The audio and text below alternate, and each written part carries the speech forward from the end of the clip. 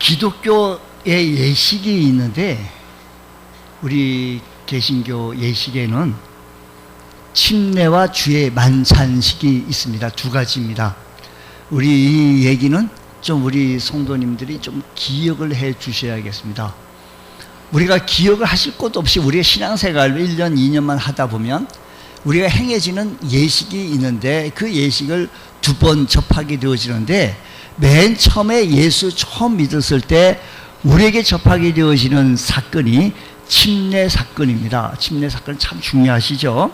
침례는 우리가 옛사람을 물에 장사 지내고 그리스도 안에서 새 사람으로 부활하였다는 것을 상징하는 침례 예식. 침례는 소신자가 교회의 정회원 자격을 부여받는 입교식이기도 합니다. 그러므로 예수 그리스도를 믿고 교회의 일원이 되려는 사람은 반드시 침례를 받아야 합니다. 침례를 받으라고 권유하면 뭐 안 하는 것이 프리미엄이 오르는 것처럼 굉장히 빼고 그러더라고요. 몰라서 그래요. 몰라서. 그거는 안 받고 무언가를 하려고 하는데 그 본인이 착각을 하고 있습니다. 예수님의 첫 번째 순종의 표시가 침례입니다. 침례를 받지 않고 뭐 다른 것 하겠다. 이건 가짜입니다. 여러분, 제일 먼저 첫 번째 순종의 표시가 침례 사건인 것을 우리는 좀 기억해야 할 것입니다. 또 한 가지는 성찬 예식, 주의 만찬식, 거룩한 예식인데 성찬식, 거룩한 예식인데 이 거룩한 예식, 성찬식이라고 표현하기도 하고 주님께서 만찬을 베푸신 이 만찬을 그대로 주의 만찬이라고 하는 것이 더 정확한 표현이 아니겠는가 싶어서 우리 교회는 또 주의 만찬으로 주의 만찬식이나 성만찬이나 성찬식이나 같은 말이지만 거룩한 성을 붙여 성찬식, 찬식이라고 부릅니다. 어쨌든 예수님께서 친히 제정하신 것으로서 주님의 대속의 죽음과 관련이 있는 의식이 주의 만찬입니다. 성찬식, 주의 만찬식의 중요한 까닭은 이 예식이 예수 그리스도의 죽음과 성도들의 관계를 설명해 주기 때문에 그렇습니다. 첫 번째로 우리 주의 만찬하게 되어진 이 유래를 좀 먼저 살펴보면서 우리가 좀 먼저 파악을 해야 되는데 우리가 신앙생활을 오래 하기는 하지만 우리 이렇게 기독교 교리에 이런 왁구 속에 있는 내가 어떻게 해서 구원받았는지 또 구원받은 사람들이 어떻게 행했는지 또 우리들이 하여야 할 의무든지 이것은 기본 틀 속에서 우리가 알아야 합니다. 그런데 살아가는 데 있어서 대기업에 취업을 한다든지 대학교, 명문대학교에 입학한다든지 할 때는 이 내용을 몰라도 되겠죠. 하지만 믿음 생활하는 가정 속에서 어느 정도 좀 알아야 합니다. 자, 먼저 이걸 알기 위해서 우리 예수님께서 3년 반 공생애를 마쳐갈 점에 유월절을 앞두고 12제자와 함께 예루살렘에 올라가셨는데 예루살렘의 명절에 올라가실 때 이번 명절에 예루살렘에 올라가시는 일은 참 뜻깊은 일입니다. 왜냐하면 십자가의 사건을 앞에 두고 있기 때문입니다. 그것은 예수님께서 큰 결단의 시간이기도 합니다. 여기에 아주 소중한 의미가 있게 되어지는데 예루살렘의 최고의 명절이었던 유월절에 십자가에 달려 죽으셨는지 그 이유가 우리는 궁금할 따름이라는 겁니다. 여기에 소중한 의미가 있게 되어지는데 여기서 좀 설명을 조금 들어주시기 바랍니다. 제가 빨리 요약 정리를 한번 해볼게요. 이스라엘 백성들이 우여곡절 속에 애굽이라고 하는 나라에 들어갔는데 애굽에서 요셉을 알지 못하는 한 왕이 나타나서 그들은 학대와 핍박을 당하게 되어지자 하나님께서 긍휼을 베풀어 주셔서 모세라는 이 지도자를 통해서 이스라엘 백성들이 애굽에서 나오는 사건을 보고 우리는 이렇게 얘기합니다. 출애굽 사건이라고 말합니다. 이 출애굽을 우리가 나가야겠다라고 모세가 바로하고 협상하게 되었을 때 협상이 계속 결렬됩니다. 그러면서 계속해서 10가지 재앙이 펼쳐지게 되어지는데 이 9가지 재앙을 이렇게 펼쳐졌는데도 불구하고 바로는 마음이 완고해서 완악해져서 이스라엘 백성들을 무임금, 무노동력을 상실하고 싶지 않아서 내놓지를 않습니다. 마지막 재앙이 있게 되어졌는데 마지막 10번째 재앙이 장자 죽는 재앙입니다.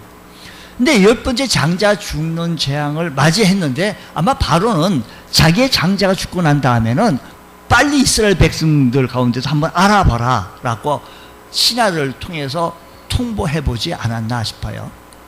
했어요. 그런데 이스라엘 백성들이 그 장자 죽는 재앙 속에서 살아남을 수 있었던 것은 허먹고 1년 된 수양을 잡아서 그 피를 집의 문설주와 임방에 바르는 것이었습니다. 그렇게 피를 바른 후 그들은 집안에서 떠날 준비 채비를 하고 있었는데 과연 그 밤에 하나님의 사자가 애굽 땅을 두루 다니며 사람과 짐승을 물어나고 애굽 땅에서 처음 난 것들을 다 쳤습니다. 그러나 하나님의 사자가 문에 어린 양의 피를 문설주와 임방에 발렸던 그 집은 넘어갔습니다. 그래서 6월절이라는 것은 6월 넘어갔다라는 것입니다. 무엇이? 재앙이 넘어갔습니다. 이스라엘 자손이 장자를 치는 재앙에서 건짐받은 것은 6월절에 어린 양의 피를 흘리고 희생을 당했기 때문입니다. 이 6월절의 희생양은 곧 우리를 영원한 죽음에서 구원하기 위하여 목숨을 희생하신 예수 그리스도를 상징합니다. 그러기에 침례 요한은 그 예수님을 향하여 보라 세상 죄를 지고 가는 하나님의 어린 양 되신다고 했습니다. 6월절 전날 밤에 예수님께서 이제 제자들과 함께 저녁 식사에 떡을 가지고 축사하시며 제자들에게 떼어주며 말씀하시기를 받으라, 이것이 내 몸이라고 하셨고, 또한 잔을 가져다 축사하여 제자들에게 주시면서 이것은 많은 사람을 위하여 흘리는 바 나의 피 곧 언약의 피라고 했습니다. 여기서 예수님은 자신을 6월절 어린 양과 동일시했습니다. 6월절 어린 양이 희생됨으로 말미암아 이스라엘 자손이 죽음에서 건짐받았던 것처럼 예수님 십자가에 달려 죽으심으로 그를 믿는 자들이 영원한 죽음에서 건짐받게 되어지고 영생 얻게 되어지는 줄 믿으시기 바랍니다. 6월절 만찬 후에 제자들과 함께 겟세마네 동산에 가가지고 그 십자가의 준비를 하게 되어졌을 때 예수님도 할만하시거든 이 잔을 옮기시옵소서라고 말씀을 하나님께 아뢰입니다. 그러나 내 아버지여, 만일 내가 마시지 않고는 이 잔이 내게서 지나갈 수 없거든 아버지 원대로 되기를 원합니다라고 고백하면서 이 잔을 마십니다.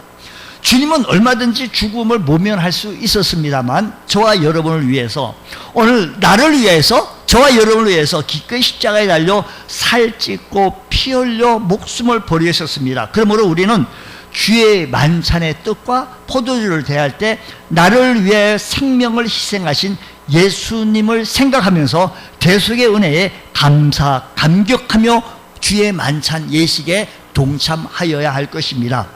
또한 이 예식 속에서 사용되어지는 것이 떡과 포도주인데, 성찬의 떡은 우리를 위하여, 나를 위하여 찢기신 그리스도의 몸을 상징합니다. 예수님께서 제자들에게 떡을 떼어주시면서 이렇게 말씀하셨습니다. 받으라, 이것은 내 뭘까요? 몸이다라고 했습니다.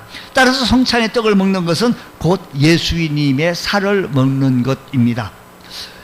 자, 성만찬 예식은 단순히 종교의식이 아니라 심한 영적 진리를 여기에 담겨져 있는데, 주의 만찬식은 영적 진리에 담겨져 있는데, 성령께서 우리의 마음을 문을 활짝 열어주시고 밝히 열어주셔서 이 주의 만찬 예식을 통하여서 우리가 주님의 살을 먹는다는 의미가 과연 무엇인가를 우리가 밝히 알 수 있는 귀한 이 시간 되어지길 원합니다.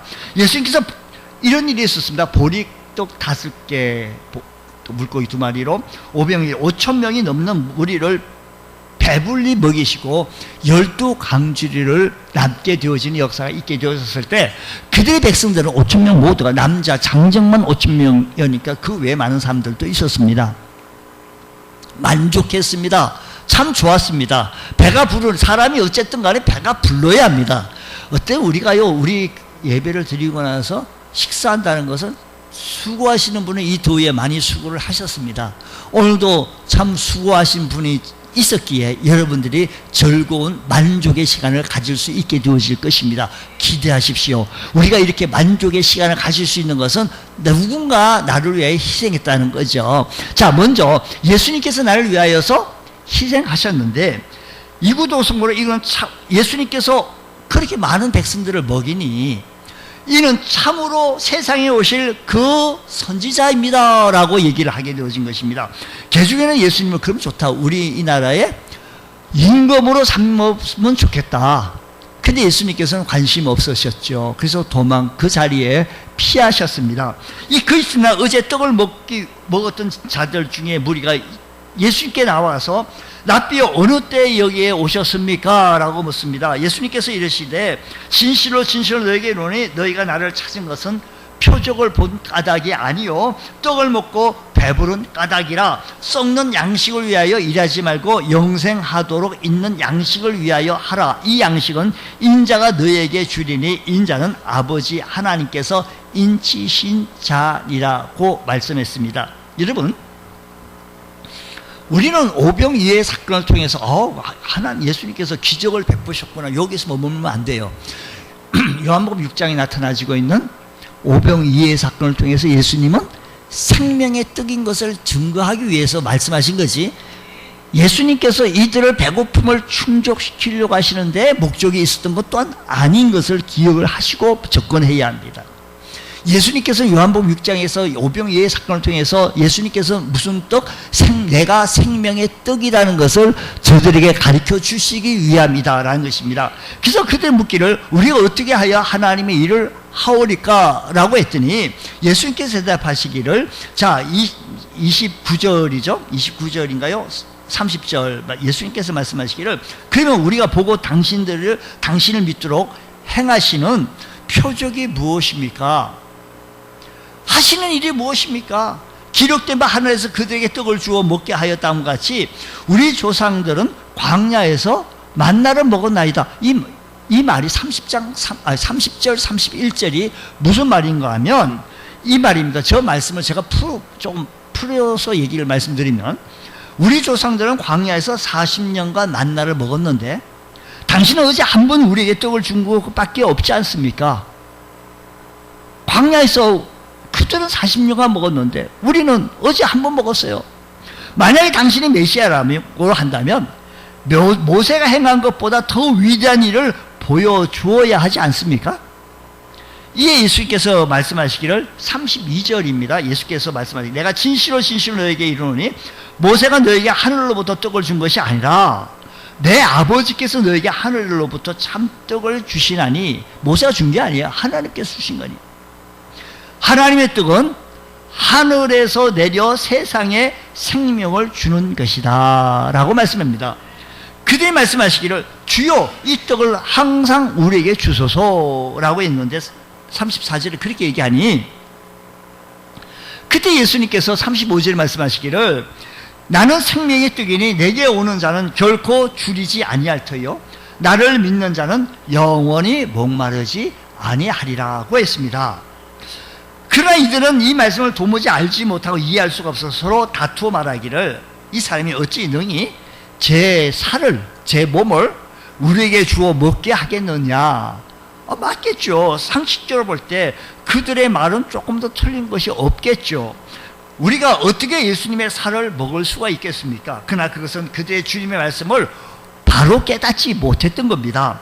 예수님의 살을 먹어야 영생을 얻고 먹지 않으면 영생을 얻지 못한다 하면 곧 예수님만이 우리의 유일한 구세주이심을 말씀하게 되어진 것입니다. 주님의 살을 먹는다는 것은 곧 예수님을 믿는 것을 의미합니다. 다시 말씀드립니다. 예수님의 살을 먹는다는 것은 예수님을 무엇하는 것일까요? 믿는 것입니다. 기억하시기 바랍니다.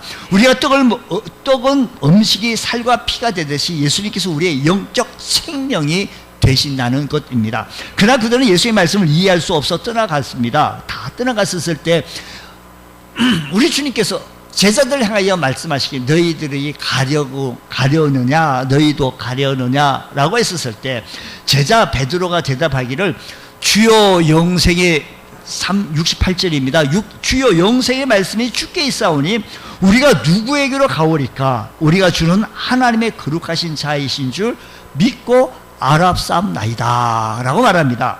바로 이겁니다. 예수의 살을 먹는 것은 곧 예수님을 영생을 주시는 주님으로 믿는 것, 영원한 생명을 주는 영생, 영원한 생명을 주시는 영생의 주님을, 주인이심을 믿는 것, 이것이 살을 먹는 겁니다. 과거 이스라엘 자손이 유월절에 양을 잡아서 그 고기를 먹었듯이 하나님의 의인 양이신 예수님 역시 만민을 대속하시려고 자기 몸을 위하여 희생하신 것입니다. 그러기에 그를 따르는 자들에게 이렇게 말합니다. 내 살을 먹어라. 여러분 조용히 한번 생각해 보십시오.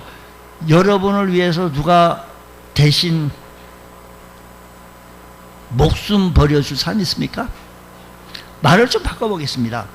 여러분 자신에게 나는 다른 사람을 위하여 목숨을 내어줄 수 있습니까? 아니야, 조금 말을 좀 거꾸로 좀 바꿔볼게요. 다른 사람을 위하여 장기 하나 꺼내줄 수 있겠습니까? 쉽지 않습니다. 쉽지 않습니다. 이자에 우리 주님께서는 나를 위하여 자신의 목숨까지 내어주시면서 피를 흘려주셨다라는 것입니다. 그 하나님의 일을 하는 것이 뭐냐? 예수 하나님을 믿는 것, 받아들이는 것입니다. 그래서 로마서 5장 6절에서 말씀하시기를 이렇게 말씀하십니다. 우리가 아직 연약할 때 기약대로 그리스도께서 경건하지 않은 자를 위하여 죽으셨도다. 의인을 위하여 죽는 자가 쉽지 않고 선인을 위하여 용감히 죽는 자가 혹 있거니와 우리가 아직 죄인 되었을 때 그리스도께서 우리를 위하여 죽으심으로 하나님께서 우리에게 대한 자기의 사랑을 확증하였느니라. 하나님의 사랑이 위대한 이유가 바로 이겁니다. 죄인들 위해 독생자를 내어주신 희생을 감수하신 데 있다라는 것입니다. 누가 나를 위하여 목숨을 내어줄 수 있단 말입니까? 누가 나를 위하여 선뜻 자신의 장기 하나 꺼내줄 수가 있단 말이냐라는 겁니다. 예수 그리스도는 십자가 곧 나를 향하신 하나님의 사랑의 표현입니다. 성찬의 떡, 주의 만찬의 떡을 대할 때 독생자를 대어주신 하나님 아버지의 사랑을 깨닫고 하나님 사랑을 고백하면서 주님 앞에 우리 감격된 마음으로 이 떡을 드실 수 있는 귀한 은혜가 있으시기를 주님의 이름으로 축원합니다. 또한 주의 만찬식의 잔은 나를 위하여 흘리신 예수 그리스도의 피를 상징합니다. 식후에 예수님께서 잔을 가지시고 감사기도를 하신 다음에 제자들에게 주시며 이것은 많은 사람을 위하여 흘리는 바 나의 피 곧 언약의 피니라고 했습니다. 구약시대 이스라엘 자손은 짐승의 피로서 속죄의 제사를 드렸습니다. 혹 특히 대속죄일이 되면 대제사장이 그릇에 제물의 피를 담아가지고 지성소에 들어가서 속죄제의 뿌림으로 백성을 위하여 속죄하였습니다. 이처럼 속죄를 위하여 뿌린 피를 일컬어서 우리는 이렇게 말합니다. 언약의 피라고 말합니다. 히브리서 9장 19절에서 말씀하시길 이렇게 말합니다. 모세가 율법대로 모든 계명을 온 백성에게 말한 후에 송아지와 염소의 피 및 물과 붉은 양털과 우슬추를 취하여 그 두루마리와 온 백성을 뿌리매 이르되 이는 하나님이 너에게 명하신 언약의 피라 하고 라고 했습니다. 구약시대 율법에 근거하여 바친 제물의 피는 신약시대에 예수 그리스도께서 흘리신 보혈을 상징합니다. 구약시대에는 내가 하나님 앞에 죄를 지었어, 나 대신 허먹고 깨끗한 짐승을 잡아서 피를 흘리게 해서 번제단에 제물로 드립니다. 그래서 내가 속죄함을 얻게 되어지는 겁니다. 근데 성경이 신약시대에 와서 예수님께서 피를 흘리심으로 말미암아 피는 곧 생명을 의미하기 때문에 우리 주님께서 나를 대신하여서 그 단번에 주님께서 흘리셨기에 우리의 과거, 현재, 미래 모든 죄까지 다 해결해 주셨습니다. 구약시대는 매번 나의 죄를 대신하여서 죽어야 할 흠없는 아사셀 양이 필요했던 것이었습니다. 피를 바치는 것은 곧 생명을 바치는 것입니다. 죄의 사건 사망이므로 범죄한 사람을 속죄하려면 생명의 피를 속죄한 받아야 하는데, 구약시대 이스라엘 자손의 범한 죄를 용서받기 위해서는 아무 죄도 없는 송아지나 양이나 염소가 피를 흘리며 죽임을 당해야 했습니다. 그렇게 바쳐진 희생 제물들은 예수 그리스도를 상징하며, 제물의 피는 주님의 보혈을 상징한다는 겁니다. 원래 사람은 자기가 누구나 자기 죄값을 내가 당신 죄값을 대신해서 내가 죽어줄게, 만약에 그런 사람이 있다 할지라도 그럴 수 없는 것은 그 사람 역시 죄인이기 때문입니다. 하지만 우리 주님께서는 똑같은 사람의 인성을 가지신 주님이시지만 그분에게는 죄가 없으시다라는 것입니다. 예수님 모든 면에서 우리와 똑같으시나 뭐가 없으시다? 죄가 없으시다. 그러면 우리를 대신하여 속죄 제물이 되실 충분한 제물 되어 주셨다라는 것입니다. 이에 대하여 히브리서 9장 11절에서 말씀하시기를, 12절 말씀하시기 9장 자 11절부터 읽어봅시다. 그리스도께서는 장래 좋은 일에 대제사장으로 오사 손으로 짓지 아니한 것 곧 이 창조에 속하지 아니한 더 크고 온전한 장막으로 말미암아 12절 염소와 송아지의 피로 하지 아니하고 오직 자기의 피로 영원한 속죄를 이루사 단번에 성소에 들어가셨느니라. 단번에 염소와 황소의 피와 및 암송아지 제물 부정한 자에게 뿌려 그 육체에 정결하게 하여 거룩하게 하거든, 하물며 영원하신 성령으로 말미암아 흠없는 자기를 하나님께 드린 그리스도의 피가 어찌 너희 양심을 죽은 행실에서 깨끗하게 하고 살아계신 하나님을 섬기게 하지 못하겠느냐라고 했습니다. 원칙을 말하자면 짐승의 피로서 사람의 죄를 씻을 수가 없습니다. 짐승의 피는 하나의 상징이요 그림자에 불과한 겁니다. 그러나 예수 그리스도의 보혈은 그를 믿는 자들의 모든 죄를 깨끗하게 씻고도 남습니다. 예수 그리스도의 피의 권세는 이와 같이 무한하다라는 것입니다. 온 인류의 죄를 다 대속하고도 남음이 있습니다. 예수 그리스도는 우리의 독생자이시기 때문에 그의 피는 한없는 속죄의 능력이 되어지는 줄 믿으시기 바랍니다. 그러기 때문에 예수님께서는 요한복음 6장 53절에서 말씀하시기를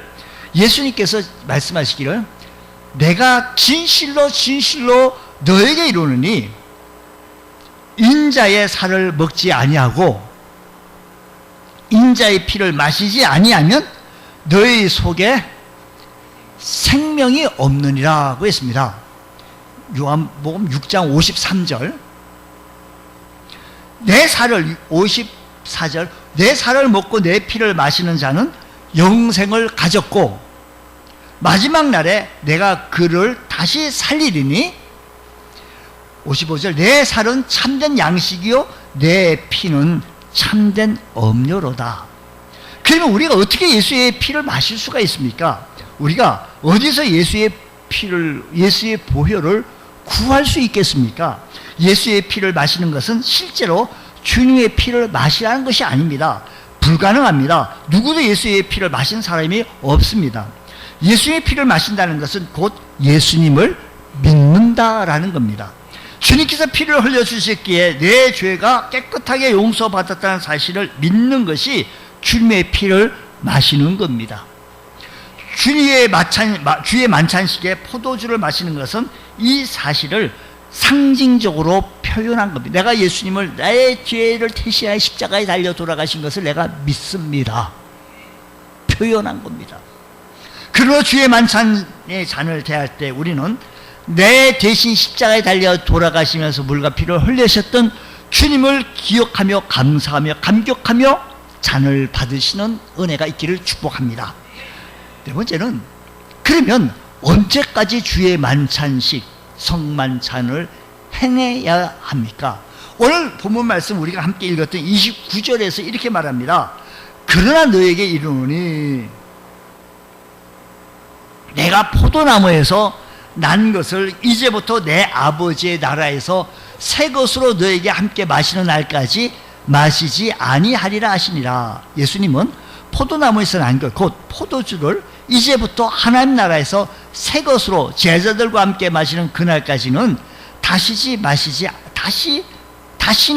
마시지 않겠다고 말씀하신 겁니다. 이 말씀이. 자, 보십시오. 예수님 이 말씀을 통해서 구약의 유월절 만찬이 종료된 것을 선언한 겁니다. 오늘 이 말씀을 통해서 유월절의 만찬이 종료됐구나. 이후 우리는 두 번 다시 우리는 그래서 유월절을 지키지 않습니다. 그래서 이때 우리 주님께서 제자들과 함께 유월절 때 만찬을 했던 것을 보고 이렇게 말합니다. 최후의 만찬이라고 부릅니다. 유월절 만찬이 종료되었기 때문입니다. 이제 예수님께서 우리를 위해 새롭게 제정해 주신 예수님의 죽으심을 기념하는 주의 만찬식을 지키고 있습니다. 언제까지? 주님께서 오시는 그날까지, 구름 타고 오시는 그날까지 우리는 이 일을 행해야 한다는 것입니다. 구약의 성도들은 유월절을 지켰습니다. 그러나 신약의 성도들은 주의 만찬식을 지키고 있다는 것입니다. 우리가 언제까지 이 만찬을 지킨다고요? 우리가 하늘 아버지 나라에서 새 것으로, 우리가 29절 말씀처럼 새 것으로 우리 주와 더불어 마시는 그날까지, 하늘나라에서 새 것으로 이것을 마시는 그날까지, 예수님은 구름을 타시고 우리가 오시는 그날에 우리는 공중으로 끌림 받아서 올라갑니다. 그 직후 우리는 계시록 19장의 말씀대로 하나님 나라의 지극한 영광 가운데 우리의 어린 양의 혼인잔치에 참여해서 다시금 새 것으로 마시게 되어질 것이다라는 것입니다. 그러나 그날까지는 우리는 주 예수님의 명령 따라, 예수님의 명령 따라 주의 죽으심을 기념하는 주의 만찬식을 계속해서 거룩하게 지켜나가야 할 것입니다. 그러므로 이 예식은 거룩한 예식입니다. 우습게 경홀히 여기서 안 됩니다. 주의 만찬식을 참 뜻을 알게 되어진다면 우리 속사람이 강건해지고 모든 죄책에서 벗어나 진정한 구원의 기쁨을, 감사함을, 감격함으로, 감동으로 우리가 살아갈 수 있는 줄 믿으시기 바랍니다. 주의 만찬의 떡과 포도주를 격렬히 여기지 마시고, 가볍게 여기지 마시고, 거룩하게 이 예식에 참여하여 우리가 하나님께 영광 돌리며 하나님의 사람으로 강건해지는 귀한 은총의 은혜가 있으시기를 주님의 이름으로 축원합니다. 기도하겠습니다. 하나님 아버지 감사합니다. 주님, 나를 위하여 피를 흘리시고 살이 찢기시고 고난과 고통을 당하셨던 주님을 기억하며 내가 그 주님을 믿습니다. 상징적으로 오늘 이 시간에 떡과 잔을 우리가 뗍니다. 이 시간 우리 하나님 함께하여 주시고 다시 오실 주님을 바라보며 소망 가운데 살아갈 수 있는 귀한 은총의 은혜가 일어나게 하여 주시옵소서. 예수님 이름으로 기도드립니다. 아멘.